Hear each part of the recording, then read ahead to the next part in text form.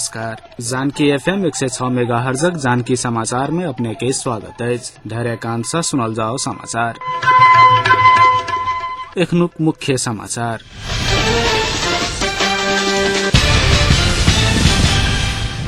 नेपाली कांग्रेस मध्यमार्गी उपाय निकालिएको संविधान सभा समावधि बढ़ावक पक्ष में व्यवस्थापिका संसद के बैसार अखनो अनिश्चित। आज सिरहा आ सर्लाही में ठनका देवाल खसला से 3 गोटे के मृत्यु 3 गोटे घायल।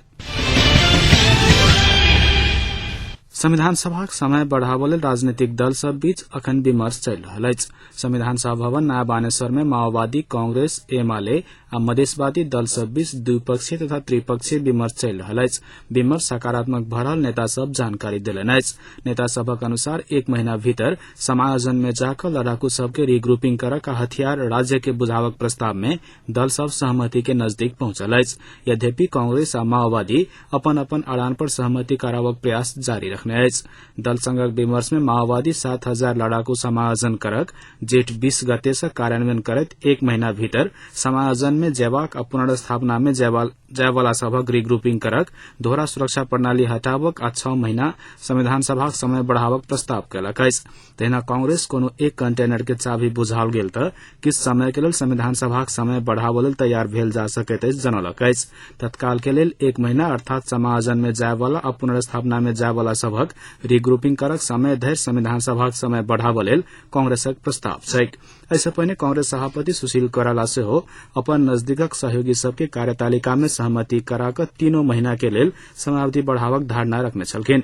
मुदा कांग्रेस महामंत्री कृष्ण प्रसाद सिटौला हथियार नहीं बुझाव धरि समय नहीं बढ़ावक अड़ान कायमे रखने छथि। तहिना एमाले प्रस्ताव में 1 महीना भीतर रिग्रुपिंग के काज सम्पन्न नहीं भ सकल त प्रधानमंत्री झलनाथ खनाल के राजीनामा कराक कांग्रेस नेतृत्वक सरकार बनावक प्रस्ताव कयल गेल अछि। एहि बीच अखन तुरंत प्राप्त समाचार अनुसार माओवादी आ मधेशवादी दल सबक बैसार सम्पन्न भेल अछि। मधेशवादी दल के काट कऽ तीनू दल द्वारा कयल गेल कोनो निर्णय स्वीकार्य नहीं हेतैक मधेशवादी दल जनौलक अछि।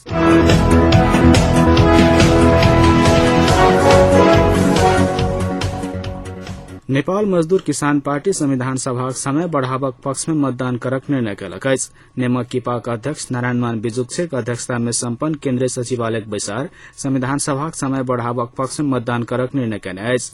संविधान सभा समय नहीं बढ़ाओल गेल त देश गंभीर अवस्था में पहुंच सकैत अछि कहैत शांति प्रक्रिया संविधान निर्माण करबा लेल संविधान सभा समय बढ़ावक विकल्प नहीं रहल नेमक किपाक निष्कर्ष छैक।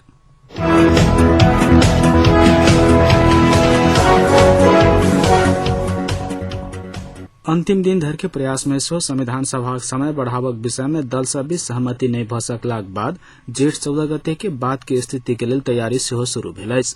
समय नहीं बढ़लाक बाद राष्ट्रपति शासन लागू होवक अधिकांश के तर्क के कारण भ सकैत अछि। एहि मामला में राष्ट्रपति अधिक सक्रिय देखल गेल छथि। संविधान सभा समय नहीं बढ़ला कोन प्रकारक कदम उठाओल जा एहि विषय में राष्ट्रपति परामर्श कर रहल शीतल निवास स्रोतक कहब अछि। राष्ट्रपति डॉक्टर रामवरण यादव विभिन्न कानून व्यवसायी आ नेपाल स्थित विदेशी राजदूत सब परामर्श कर रहल छथि। एहि भेंट में संविधान सभा भंग भेला के बाद राष्ट्रपति संकटकालीन अवस्था घोषणा क सरकार के हटा सकैत अछि अथवा नहीं एहि सहितक विषय सब में कानूनी प्रश्न में विमर्श भेल बताओल गेल अछि।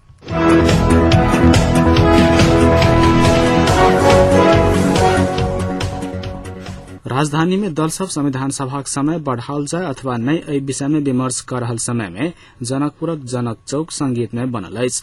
नेपालक राजनीतिक दल 3 वर्षक समय में सेहो संविधान नहीं बना सकल कहैत जनकपुरक मानव अधिकार संजाल संगीत के माध्यम से राजनीतिक दल आ सभासद सभक गतिविधि के विरोध कयलनि अछि। संजाल स्थानीय कलाकार के सहयोग से गीत एवं संगीत के माध्यम से राजनीतिक दल सब निर्धारित तिथि में संविधान निर्माण करबा में असफल रहल कहैत व्यंग्यात्मक प्रदर्शन कयने छल।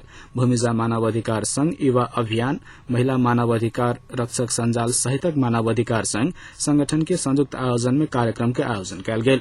जनक चौक पर मानवाधिकार संजालक धरना कार्यक्रम आई रात 12 बजे धरि जारी रहत भूमिजा मानवाधिकार संघक अध्यक्ष विजय दत्त जानकारी देलनि।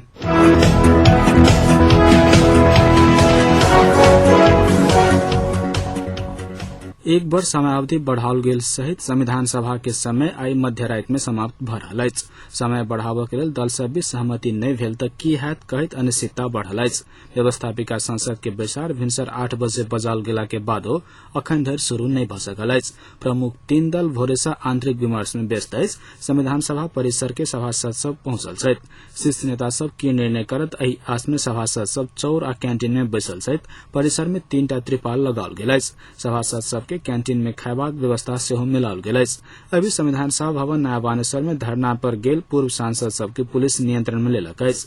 ओहि क्षेत्र में पैघ संख्या में पुलिस परिचालन कयल गेल अछि। एमाले निकट युवा संघ सेहो बानेश्वर में सभा केलक अछि।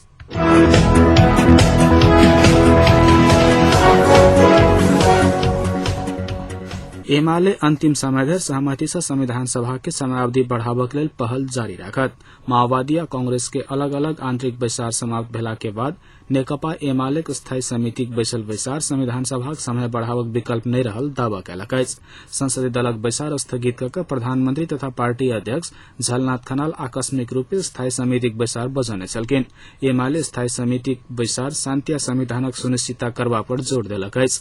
एहिसँ पहिने केंद्रीय समिति संविधान सभा के समय बढ़ाबऽ के लेल एमाले के मार्ग प्रशस्त करबा लेल तैयार रहक निर्णय कयने छल।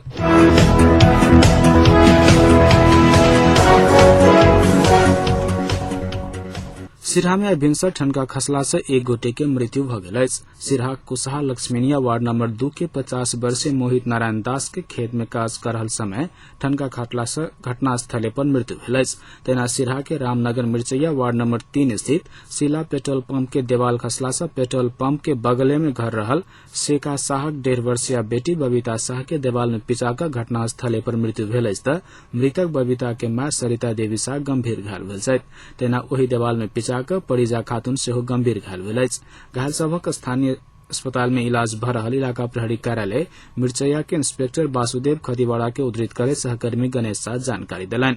एहि बीच सरलाही के अत्रौली वार्ड नंबर 7 में सेहो आइ भोरे ठनका खसला से एकटा बच्चा के मृत्यु भेल अछि। ठनका खसला से सुदीप तामाङ के मृत्यु भेल अछि। तेना तामाङ के भौजी शांति माया तामाङ के हरियन स्थित नमूना अस्पताल में इलाज भ रहल सरलाही पुलिस जनौलक अछि।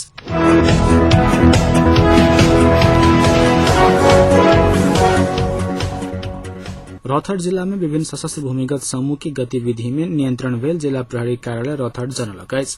जिला प्रहरी कार्यालय संचालन करने विशेष सुरक्षा अभियान के क्रम में गत वर्ष में भूमिगत समूह के 13टा तथा आपराधिक 22 गोटे के कार्रवाई भ रहल पुलिस जनौलक अछि। जिला में अवैध रूप से रौतहट भीतर आनल गेल 43टा छोट हथियार तथा 56 राउंड गोली बरामद कयल गेल जिला प्रहरी कार्यालय रौतहट के पुलिस उपरीक्षक पीताम्बर अधिकारी जानकारी देलनि। बीतल 6 महीना में पुलिस संगक 2 तरफा मुठभेड़ में 4 गोटे सशस्त्र समूह के सदस्य सबके सेहो मृत्यु भेल पुलिसक तथ्यांक अछि।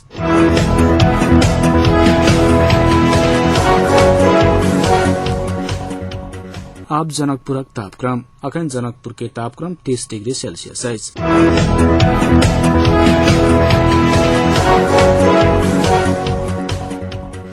अंत में पुनः एक बेर मुख्य समाचार। नेपाली कांग्रेस मध्यमार्गी उपाय निकालियो को संविधान सभा समयावधि बढ़ावक पक्ष में व्यवस्थापिका संसद के बैसार अखनो अनिश्चित। आ सिरहा सरलाही में ठनका देवाल खसला से 3 गोटे के मृत्यु 3 गोटे घायल। एखनुक समाचार एते समाप्त होइते पुनः चार लो उपस्थित है। नमस्कार।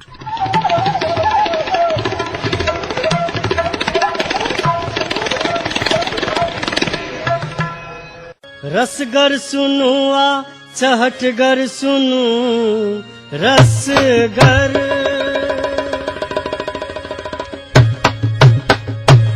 रसगर सुनु आ चहटगर सुनु पल पल के खबर घर बैसल सुनु। ई जानकी FM अहीं सबके छ मन माफिक अपन बात एहि सँ सुनु। मन माफिक अपन बात एहि सँ सुनु। मन माफिक अपन बात एहि सँ सुनु। अपन रेडियो अपन तर्ज जानकी FM 106 मेगाहर्ट्ज।